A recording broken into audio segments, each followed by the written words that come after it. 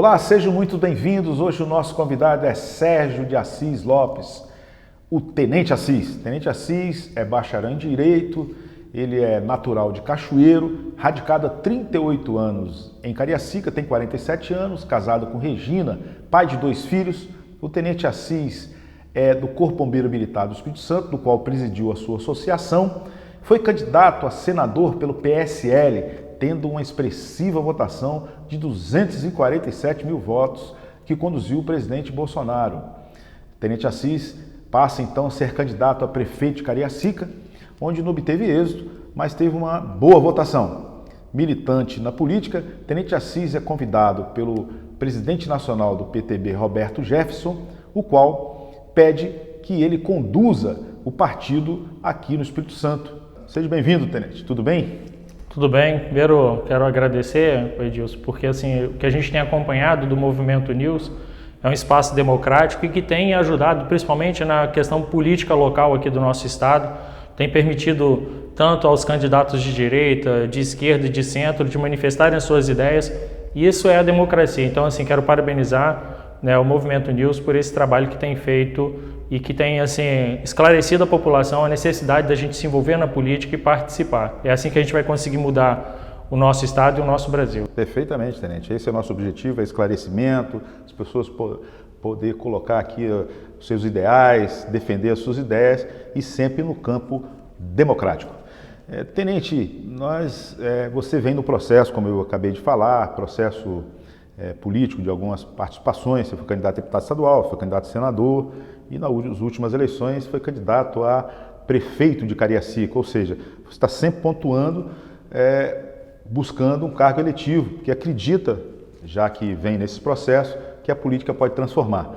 Na sua concepção ideal, o que você pode ajudar, vindo dessa carreira de bombeiro militar, na vida pública? Então, na nossa formação, e assim, eu fui soldado, depois sargento, então a gente vem sendo preparado. Hoje eu sou oficial, a gente vem sendo preparado tanto na parte operacional quanto na parte de gestão, né, na nossa instituição. Então, hoje eu sou um oficial do quadro administrativo e ao longo da minha carreira eu venho me preparando. Também sou bacharel em Direito, então assim, fui presidente da Associação de Bombeiros, né, então a gente tem uma certa experiência e a gente quer trazer isso para a vida pública. E eu acho que assim, o que eu sempre defendo, que para a gente estar na vida pública, você tem que ser vocacionado. Então, assim, querer sempre buscar o melhor para a população, e é sempre isso que eu venho trabalhando. Enquanto bombeiro, né, que foi um sonho de criança em ser bombeiro, eu sempre me dediquei em ajudar as pessoas, salvar as pessoas, e eu quero trazer isso também para a vida pública, poder ajudar o maior número de pessoas, porque, assim, a boa política, a gente tem visto as pessoas falando com relação à questão da política e tal, mas a boa política, ela traz resultados positivos para a população. Então, assim, é importante que a pessoa, independente de qual o seu posicionamento político, que ela conheça o seu candidato para que ela tenha certeza, né, em quem ela está escolhendo para te representar. Perfeitamente, Tenente. Você teve recentemente em reunião com o Roberto Jefferson, que é o presidente nacional do PTB. O Roberto Jefferson, então, o credenciou para ser candidato nas próximas eleições pelo PTB. E o PTB hoje tem uma transformação estatutária, ele tem voltado para a área conservadora, é um partido da base do Bolsonaro e você também caminha nessa ala ideológica. Você já define, então, é candidato a deputado federal pelo PTB? Então, assim,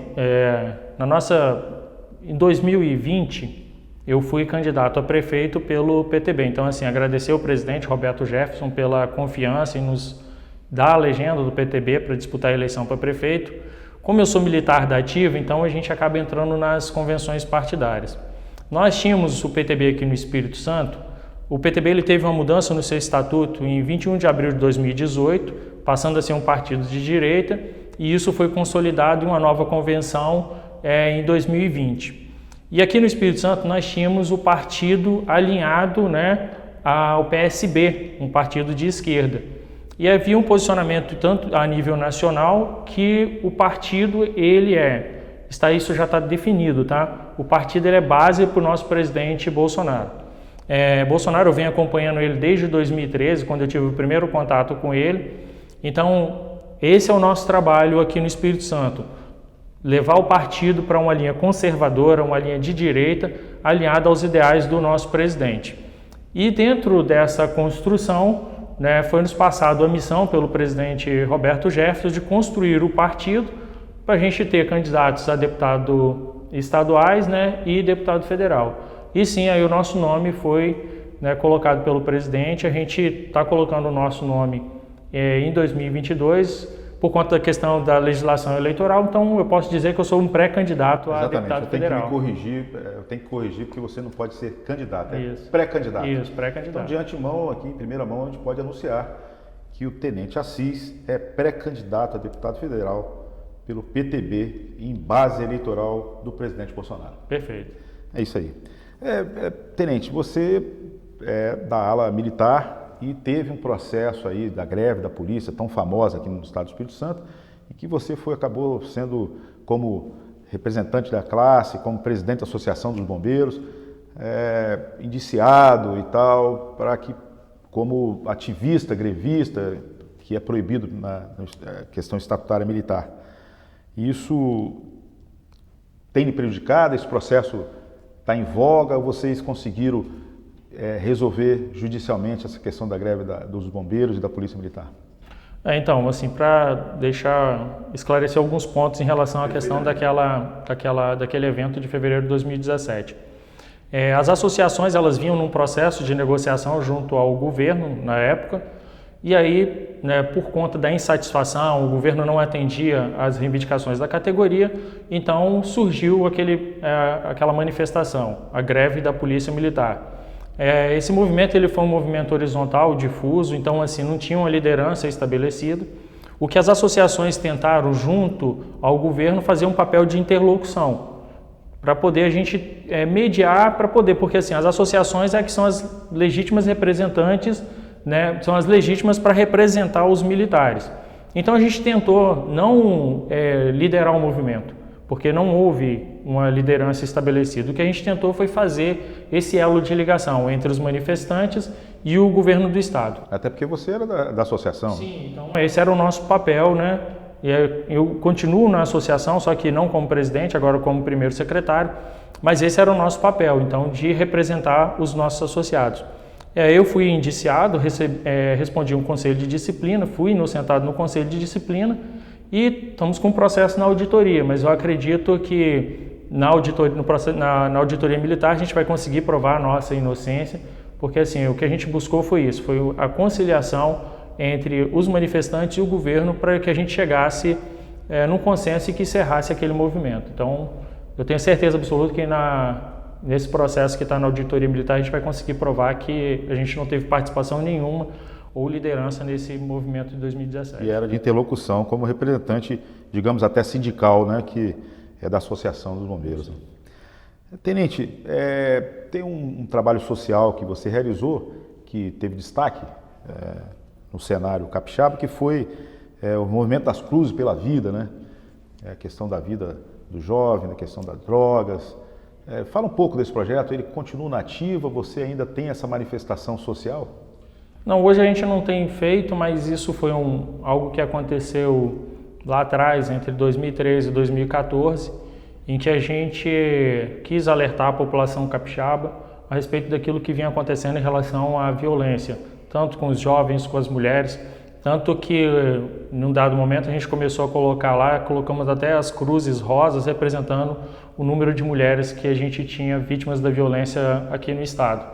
Então, assim, a gente chamou a atenção da população, foi importante, eu acho que é importante a gente estar trazendo essas coisas, porque as informações naquele período elas estavam ali muito desencontradas da realidade para o que era noticiado pela imprensa. Então, a gente só quis trazer a verdade mesmo para a população capixaba. E depois disso foram feitos outros trabalhos, né, que a gente vem trabalhando sempre nesse quesito de querer trazer uma representação, principalmente para a valorização do policial, do bombeiro militar, do policial civil, porque esses profissionais de segurança, eles às vezes passam despercebidos pela população. Então, assim, o policial e o bombeiro, ele sai de casa e ele não sabe se retorna. Então, assim, a vida dele é salvar as pessoas. Então, o que a gente estava querendo naquele momento é chamar a atenção para a população. Olha, o trabalho está sendo feito, mas a gente fica nesse trabalho de enxugar gelo, não tem valorização por parte do governo. A gente tem um problema com relação à questão do judiciário, aquela famosa expressão, né? O policial prende e a justiça solta. Então a gente quis trazer para a população e a gente vai continuar trabalhando nisso, porque assim, eu acredito que a gente precisa trabalhar por endurecimento das penas. A gente não pode mais ter esse sistema que a gente tem, por essas saidinhas. Eu sou totalmente contra esse tipo de coisa. Eu acho que o preso, ele, uma vez condenado, ele tem que pagar pela sua pena e mais ainda, ele tem que produzir para que ele pague os custos da sua despesa. Eu sou contra também a população, né, ter que bancar a despesa do preso. Meu irmão, eu sei de uma coisa, eu comecei a trabalhar com 8 anos de idade. Então, recentemente eu vi uma matéria de um garoto, inclusive, de que ele estava vendendo no semáforo para poder ter o seu recurso e uma pessoa passou uma nota de R$100 falsa para comprar os bombons dessa criança. Então, assim, a corrupção no Brasil ela é um problema sério. Então, assim, eu não gosto dessa coisa de passar a mão na cabeça de vagabundo, porque oportunidades para ingressar no mundo do crime eu tive diversas vezes, fui convidado, cresci na periferia, né, eu moro há 38 anos em Cariacica, mas assim, meus pais me educaram e eu acho que a oportunidade a gente é que tem que construir. O trabalho, meu amigo, está aí para todo mundo. Então, assim, a gente tem a questão das escolhas. Aí você escolhe o caminho que você quer ir, o caminho do bem ou o caminho do mal. O caminho da criminalidade só tem 2 caminhos, né? Ou o cemitério ou a cadeia. Não tem bandido aposentado, né? Exatamente.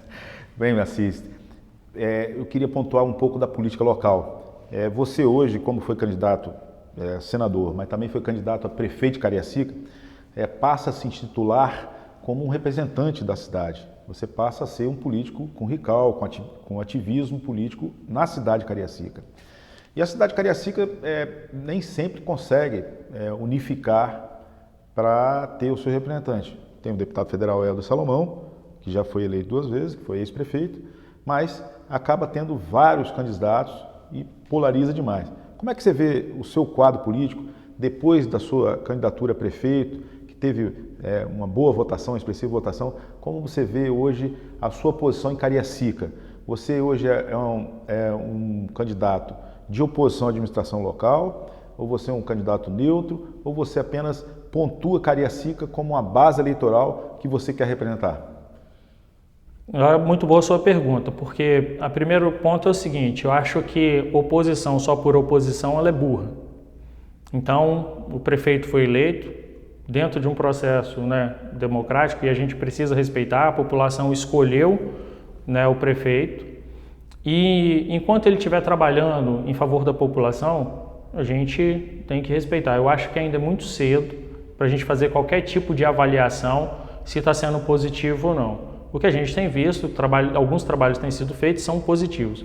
Aquilo que for positivo, a gente vai sim pontuar. Aquilo que for negativo, esse é o nosso papel, né, de mostrar para a população de Cariacica que pode ser melhorado.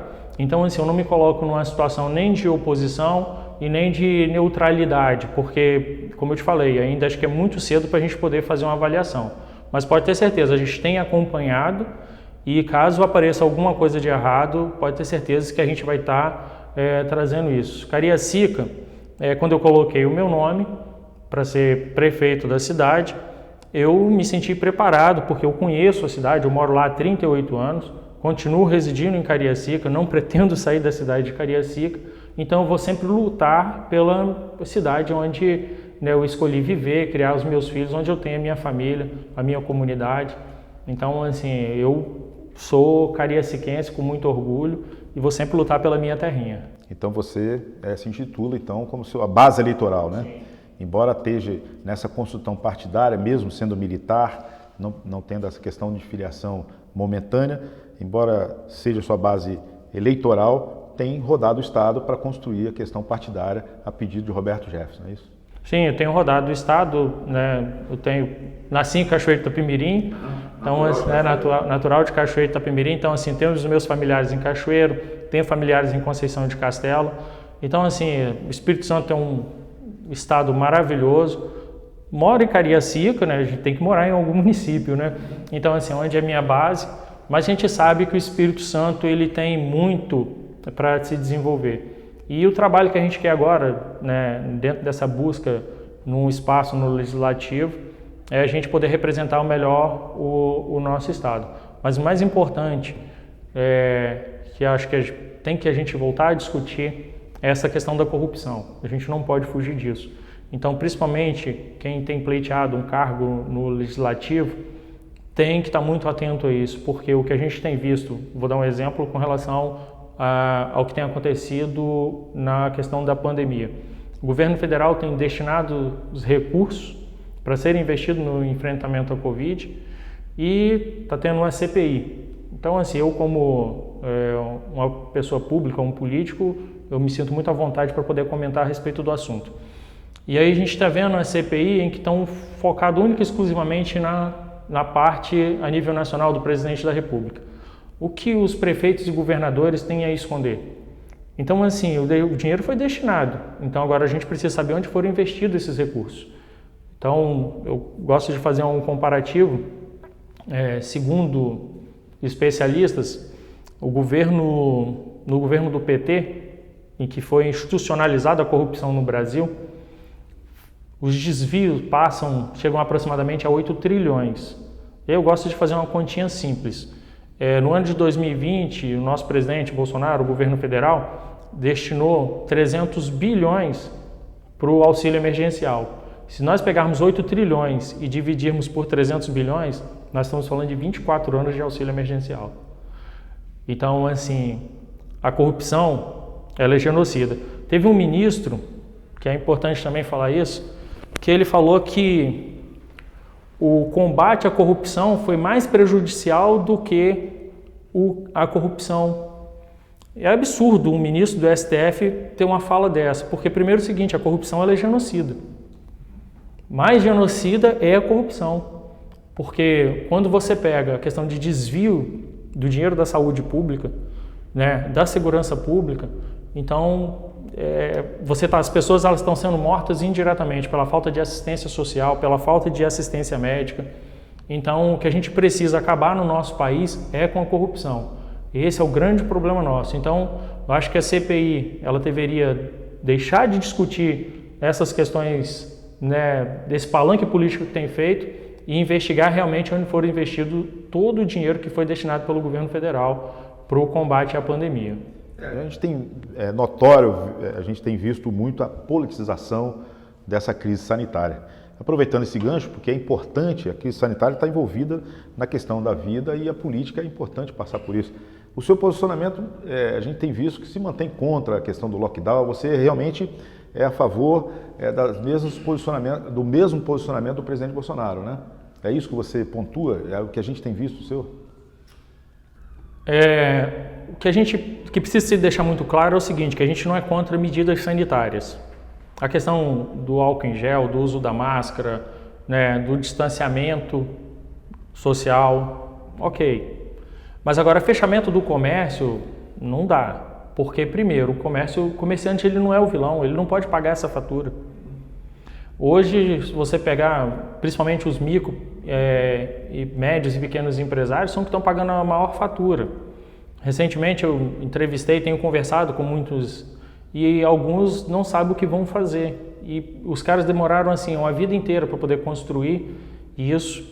São famílias que estão em volta, né, desse empresário e o desemprego tende a matar mais do que a própria pandemia. Então, o que a gente gostaria é que, principalmente, esses que estão sendo mais afetados, eles fossem ouvidos.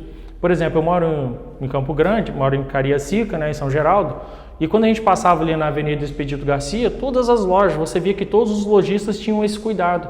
Tinham álcool em gel na porta, com a placa avisando para as pessoas a obrigatoriedade da utilização de máscaras, limitando a quantidade de pessoas dentro da loja. Então, por que fechar o comércio? Fecharam o comércio, para mim, sem planejamento nenhum, mantiveram os coletivos rodando, pedágio da Terceira Ponte funcionando normalmente. Então, assim, para mim é uma falta de planejamento com essas ações que foram implementadas. Então, eu concordo com o presidente, a gente não pode quebrar o nosso país, porque, principalmente em períodos de crise, é o médio e pequeno empresário que mantém a economia de pé. Então, a sua posição é que o governador Renato Casagrande não conduziu de maneira correta essa crise sanitária da Covid aqui no Espírito Santo. Eu entendo que a política local, não só aqui no Espírito Santo, mas no Brasil, ela não foi conduzida de forma correta. É muito simples, vamos pensar da seguinte forma, vamos zerar, a pandemia começou agora, vamos pegar um local de referência no mundo em que deu certo a questão do fechamento do comércio. Eu quero que me apresente só um local no mundo. A pandemia começou hoje, vamos pegar no mundo o único local que deu certo a questão do fechamento do comércio em que reduziu o número de mortes. Não houve. Então, assim, tudo daqui para frente, entendeu? A gente tem que pensar nisso, porque a gente não pode quebrar o país, a gente não pode quebrar a economia, não pode deixar as pessoas desempregadas e matar as pessoas de fome. Não é esse o caminho. Tenente Assis, eu tenho que citar agora a questão militar, né? E está muito em voga a questão do envolvimento militar na política. Sempre teve histórico, e eu tive a oportunidade de fazer outra pergunta, outro militante político também da área do Bombeiros, mas sempre teve histórico da Polícia Militar estar presente. E posterior à Constituição de 88, onde institucionalizou algumas categorias e fortaleceu, por exemplo, a questão da Polícia Civil, também passou-se a ter vários delegados também no campo político. A gente não vê muito representante dos bombeiros militares, né? A gente não vê cargos eletivos de bombeiros. Você que foi presidente de associação, acha que falta união da categoria para realmente ter uma representatividade que é justo? Ou você vê que a sociedade não vê o bombeiro como um ativista de ponta, né? Porque o militar acaba indo direto ali na ação diariamente, ou o delegado de polícia está sempre em contato ali com a comunidade. Por que você, o que você vê de contraditório do bombeiro não ter assim, tanta representatividade a nível de congresso, a nível de assembleia e nas câmeras?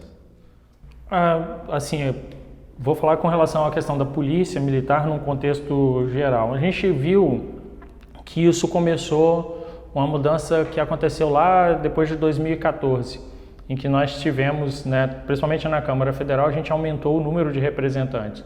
Então, é uma coisa que ela vem acontecendo, né, aos poucos. Os militares, a Polícia Civil, eles estão entendendo a necessidade de eleger os seus representantes. Por que eu falo com relação à questão da Polícia Civil, Polícia Militar e Bombeiro? Porque a gente está falando de segurança pública. Então, seja bombeiro militar, seja um policial militar, seja um policial civil que seja eleito para um cargo eletivo, ele vai estar sempre, né, representando a sua categoria. Não que ele não vá fazer pela sociedade. A gente tem aí vários deputados que são médicos, que são professores. Eles, por conhecimento, né, da sua área, eles atuam nessa área, mas acabam atendendo a toda a população. O bombeiro no Espírito Santo é uma instituição, como você perguntou especificamente do bombeiro, por eu ser bombeiro, é uma instituição pequena. Nós hoje, aproximadamente 1.200 homens. A Polícia Militar perto aí de seus 9.000 homens. Né? Então, mas a gente, como é co-irmã, e a instituição Bombeiro Militar é uma instituição nova, porque a sua emancipação aconteceu em 1997.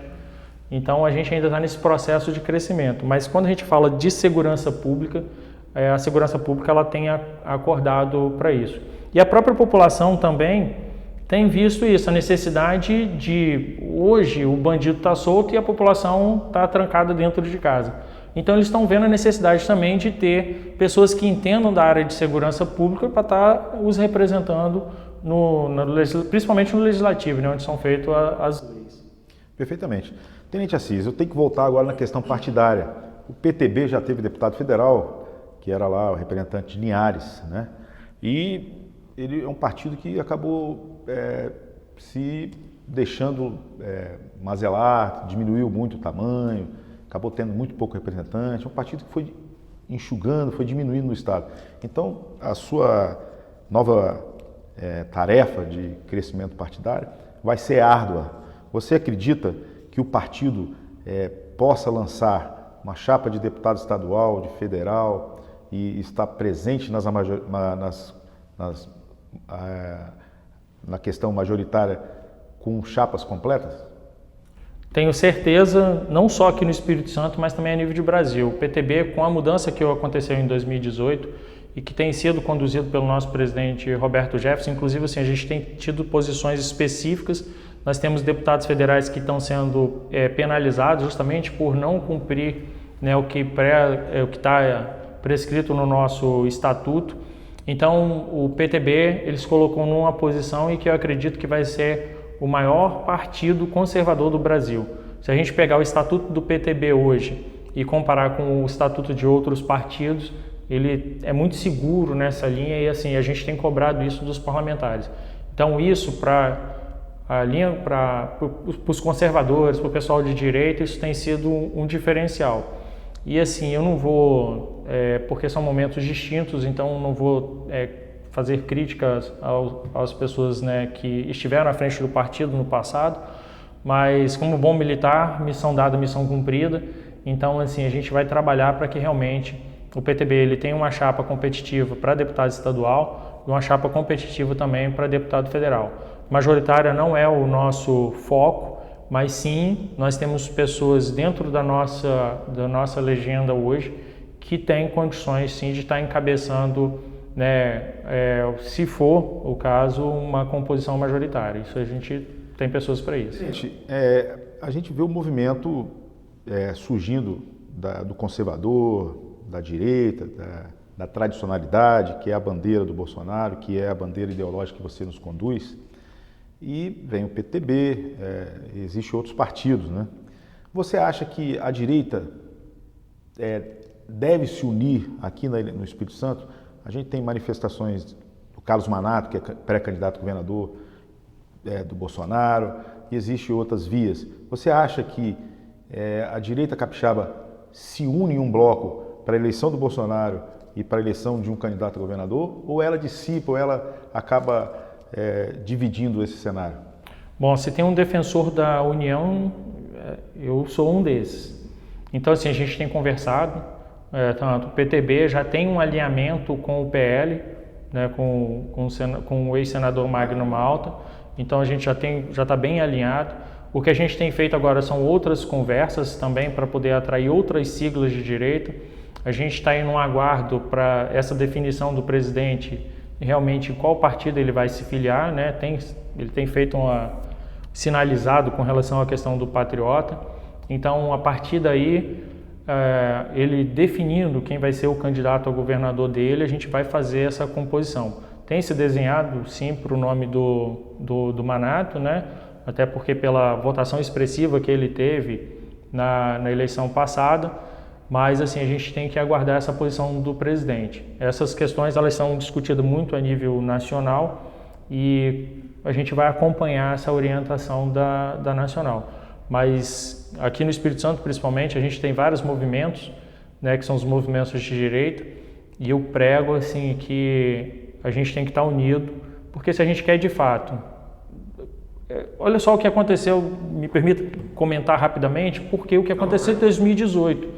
Nós elegemos um presidente conservador, um presidente de direita, e quando a gente vai olhar os nossos senadores, quando a gente vai olhar os nossos deputados federais, olha o que o presidente, o exercício que ele precisa fazer para poder conseguir aprovar aquilo que ele prometeu em campanha. Então não adianta, se você vota num presidente de direita conservador, você tem que olhar quem são os candidatos, quem vai estar principalmente na Câmara com ele. Se você elege um governador de direita para o estado do Espírito Santo, obrigatoriamente você tem que colocar a maioria na Assembleia Legislativa de deputados de direita, porque o nosso sistema ele é um sistema presidencialista parlamentarista, então o presidente sozinho ele não consegue governar o país. Então é muito importante. E aí mais uma vez eu parabenizo o Movimento News, o trabalho que vocês estão fazendo, porque dá oportunidade à população de conhecer as pessoas. Então, e é mais importante ainda, isso é muito legal com relação, principalmente começou a partir de Jair Bolsonaro, em que as pessoas têm se envolvido e têm buscado conhecer mais da política. Então, eu acredito que a gente só está no início de uma mudança. O Brasil é um país conservador e eu tenho certeza que a gente vai mudar muito ainda. O nosso país vai ser referência para o mundo. Perfeitamente. A gente não sabe quem vai jogar na seleção brasileira, mas a gente sabe quem são os ministros do STF, né? Isso aí. Isso é mudança cultural, né? E sabemos também aqueles que estão sendo indicados para a próxima vaga, né, que vai surgir. Então, você vê a mudança de comportamento cultural, né? As pessoas querendo participar cada vez mais da política. Uma coisa rapidinho assim que eu achei muito legal, por exemplo, ontem à noite eu fui em Vila Velha e aí encontrei algumas pessoas lá e as pessoas falaram, olha, eu acompanho a sua página no Instagram e tal, não sei o que, poxa, muito legal o seu trabalho. Então, nós políticos, a gente tem uma responsabilidade muito grande. E isso tem sido legal. Então, as redes sociais, elas fizeram isso. Então, assim, as pessoas elas têm muitas informações através das redes sociais. Perfeitamente. A gente só tinha informações da televisão aberta e era o que era dito, era quase que certo, né? Isso aí. E hoje a rede social democratizou as pessoas poderem se posicionar. Aproveita, então, Tenente, fala as suas redes sociais para os nossos telespectadores aí para acompanhar, qual é? Pode ficar à vontade. Tá. Bom, meu Instagram é Tenente Assis, Facebook também, Tenente Assis e o Twitter, Tenente Assis 14. Então, assim, pessoal, acompanha a gente lá, a gente está sempre publicando, comentando as coisas, né, a política local, a política nacional. Então, nosso canal aí, ele é um canal informativo, então acompanha a gente lá. Não fez propaganda nenhuma, só do Tenente Assis, fica à vontade. Eu queria agradecer a sua presença, fazer votos para que você continue a sua labuta política, a sua militância e que traga bons frutos para o nosso Estado brevemente. Agradeço a sua presença, fique à vontade para despedir do nosso público e espero que você volte no futuro bem próximo aí, já com a sua candidatura caminhando. Muito obrigado, Tenente. Obrigado, satisfação é minha.